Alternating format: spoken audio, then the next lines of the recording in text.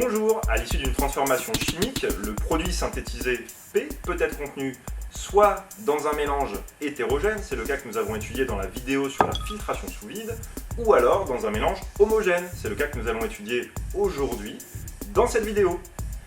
Dans ce mélange se trouve le produit recherché P, ainsi que d'autres composés. Il peut s'agir par exemple d'un autre produit de la réaction, ou alors de réactifs en excès. Tous ces composés se trouvent dans un même solvant, S1. Afin d'isoler le produit P des autres composés du mélange, nous allons utiliser un solvant extracteur S2 et mettre en œuvre une extraction liquide-liquide. Nous allons maintenant réaliser une à une les étapes de cette extraction. Allez, venez voir par ici, je vais vous montrer tout ça. Étape 1, le choix du solvant extracteur S2. Comme cela a été vu dans le cours, le solvant extracteur S2 et le solvant d'origine S1 ne doivent pas être miscibles et P doit être plus soluble dans S2 que dans S1.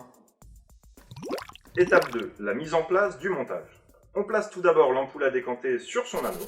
Ensuite, il y a deux points importants à respecter. On place toujours un récipient sous l'ampoule à décanter et avant de verser quoi que ce soit, on vérifie que le robinet est bien fermé.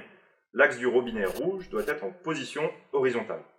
Enfin, on introduit le milieu réactionnel et le solvant extracteur S2 à l'aide d'un entonnoir à liquide.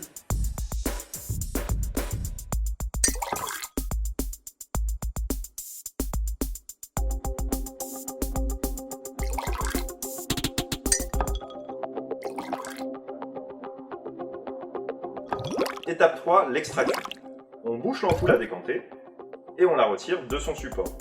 Ensuite, on maintient le bouchon avec la paume d'une main et on pose les doigts de l'autre main sur le robinet. On agite en inclinant l'ampoule et en maintenant le robinet en position supérieure. L'extrémité doit être orientée dans une direction où il n'y a personne. Puis, on ouvre ce robinet pour permettre les dégagements gazeux. L'agitation permet de favoriser le contact entre les deux phases. Le produit P se solubilise préférentiellement dans le solvant extracteur S2 et les autres espèces restent solubilisées dans le solvant d'origine S1. On renouvelle l'agitation et le dégazage plusieurs fois de suite avant de passer à l'étape suivante. Si vous regardez bien, le composé P est encore en partie présent dans le solvant d'origine S1. Si on souhaite le récupérer en totalité, il faudrait réaliser plusieurs fois l'étape d'extraction avec le solvant extracteur S2. Étape 4, la séparation.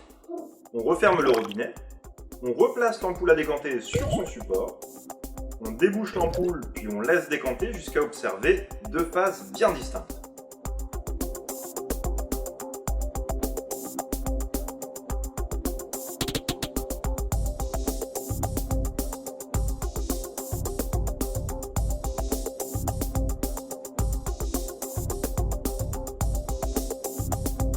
Enfin, on récupère la phase qui contient majoritairement le produit P.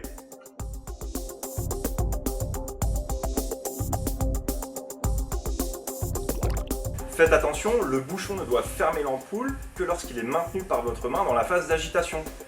En aucun autre cas, vous devez laisser le bouchon sur l'ampoule. Lors de la décantation, sa présence va engendrer une surpression dans l'ampoule et va faire sauter le bouchon, qui risque alors de se casser. Et lorsque vous ouvrez le robinet, sa présence va empêcher le liquide de s'écouler. En conclusion, une fois qu'on a isolé le produit de la réaction, il va falloir l'analyser afin de contrôler qu'on a bien synthétisé le bon produit et contrôler sa pureté. Il faudra également éventuellement mettre en œuvre une purification. Alors si vous souhaitez en savoir plus sur les techniques de caractérisation, je vous invite à aller voir la vidéo intitulée « Analyse d'un produit ». Quant aux techniques de purification, elles seront étudiées plus tard dans votre cursus.